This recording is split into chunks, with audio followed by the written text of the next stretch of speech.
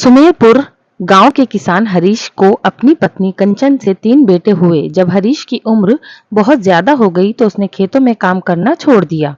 जब किसान हरीश ने अपनी पत्नी से बताया कि उसे अब काम नहीं होता तो पत्नी ने जवाब दिया कि उसे काम का बोझ 3 बेटों में बांट देना चाहिए। हरीश की चिंता थी कि वो खेतों की जिम्मेदारी किसे दे और कौन सबसे बेहतर होनहार बेटा है, ये कैसे पता चलेगा।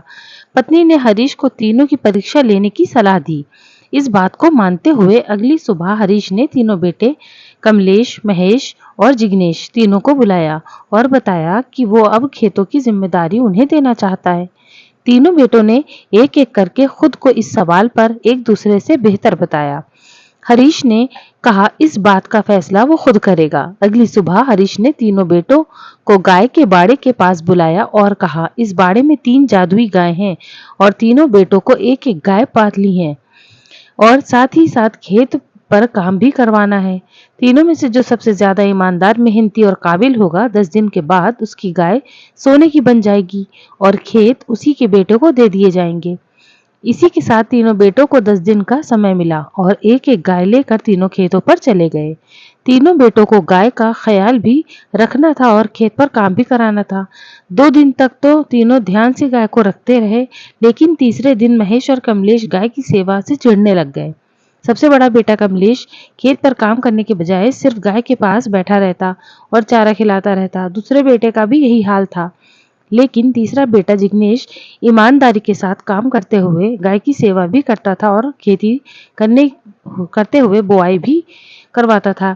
इस तरह 10 दिन बीत गए। अब तीनों बेटों ने अपने अपने पिता से मिलने की बारी थी। कमलेश ने सोचा उसे अपना काम ठीक से नहीं किया है, लेकिन जमीन उसे नहीं मिलेगी और ना ही पिता को कहे अनुसार गाय सोने की बनी थी। ऐसे में उसने गाय को सुनहरे रंग का रंग दिया ताकि ऐसा लगे कि उसकी गाय सोने की हो गई है। महेश ने भी डर के मारे यही तरीका अपनाते हुए सुनहरा रंग गाय पर चढ़ा दिया। कमलेश और महेश की गाय देखकर पिता कमलेश हैरान रह गए और इसी समय जिग्नेश मौके पर पहुंचा, लेकिन उसकी गाय तो पहले की तरह ही सफेद थी। छोटे बेटे को माफी मांगी और वो पिता की कसौटी पर खरा नहीं उतरा और कहा कि गाय की सेवा के साथ दूध बेचकर कुछ पैसे जमा किए हैं। उसने पैसे पिता को देने के लिए हाथ आगे बढ़ाया। बाकी दोनों बेटों ने पूछा कि शर्त के मुताबिक जादुई गाय तो उनके पास है, तो बूढ़े किसान ने कहा ये कोई जादुई गाय नहीं है और ना ही सोने की बन सकती है। ये तो सिर्फ परीक्षा लेने के लिए बेटों से बोली गई बात थी।